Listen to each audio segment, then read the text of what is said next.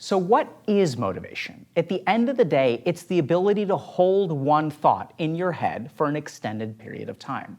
People who are able to hold particular thoughts in their head for a long time are the people that we see when we think of someone who's disciplined or motivated, right? Because they're the ones that are waking up every day and thinking about, okay, today I'm going to eat this and I'm not going to eat this.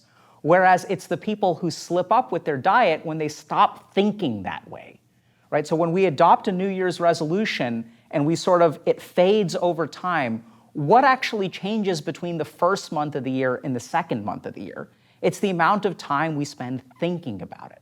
And for those of us that are engaged in behaviors that we don't want to be engaged in, what do we sort of notice about our thoughts? If I'm struggling to play a video game less, it's going to be harder and harder the more my mind is bombarded with thoughts of the video game.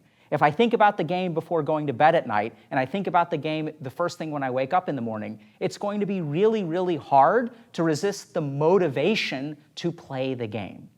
So at the end of the day, fundamentally, the ability to hold a particular thought in our mind is going to result in motivation.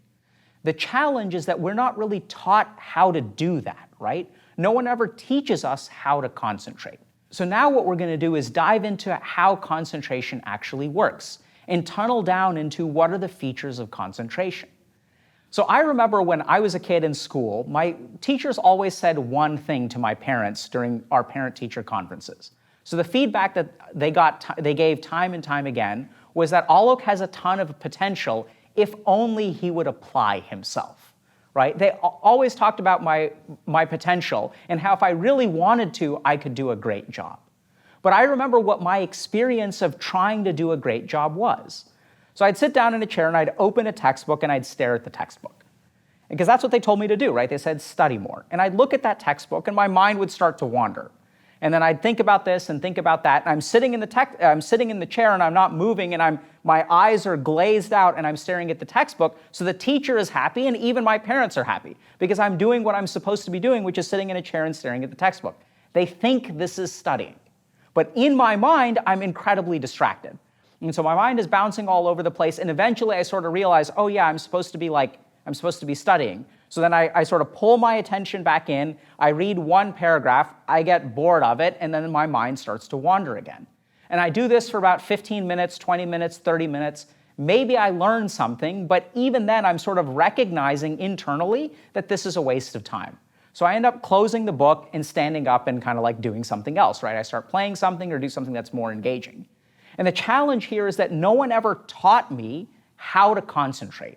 No one ever sat me down and said, by the way, studying is not just opening a book and staring blankly at the pages for 1 hour, right? That's actually what they enforce. They make me sit there after school staring at this page, but no one ever teaches me, by the way, this is actually how you get your mind to focus.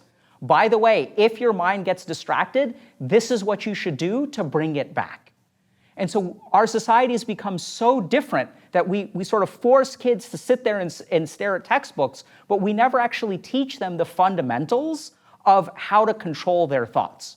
We never teach them the fundamentals of this is how you concentrate and this is how you avoid distraction. It's actually kind of ironic that shaping thoughts is something that society is actually really good at.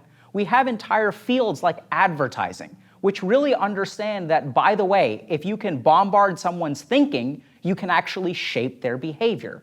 We also sort of see this with social media as well, where we sort of all know that we can sort of shape user behavior by kind of eliciting certain kinds of thoughts.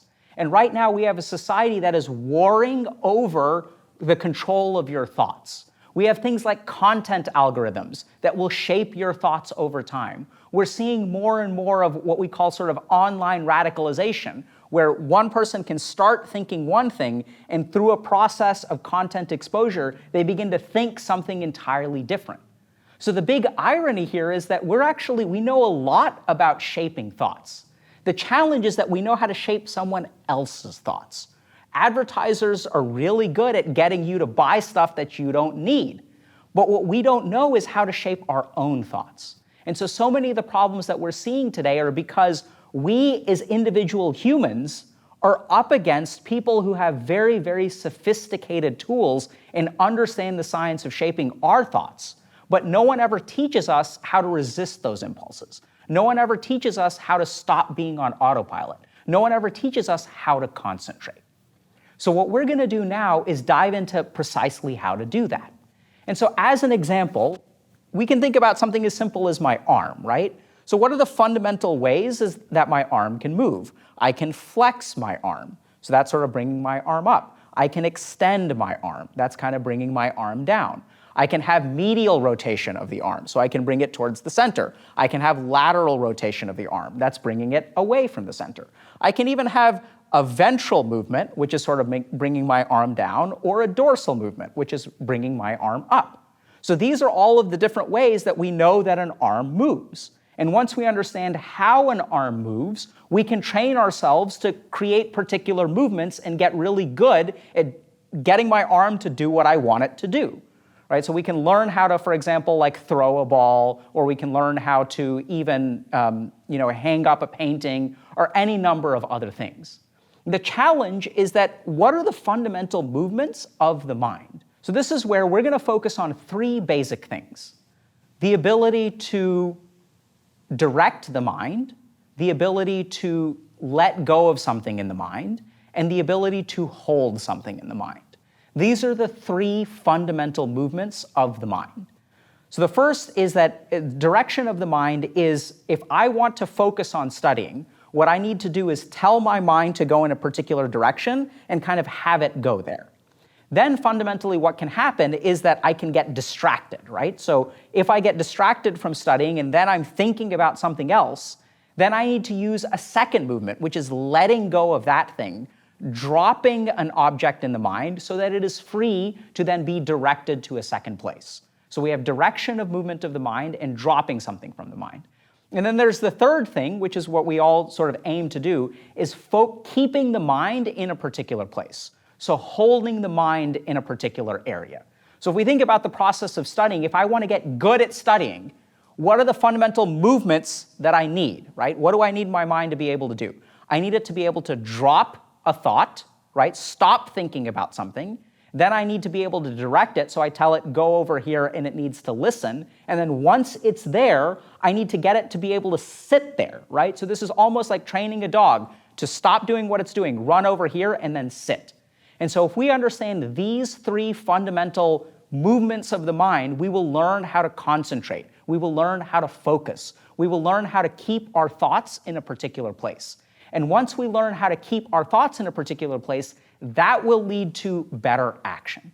So next up, what we're going to do is dive into some actual techniques that train the mind to do that.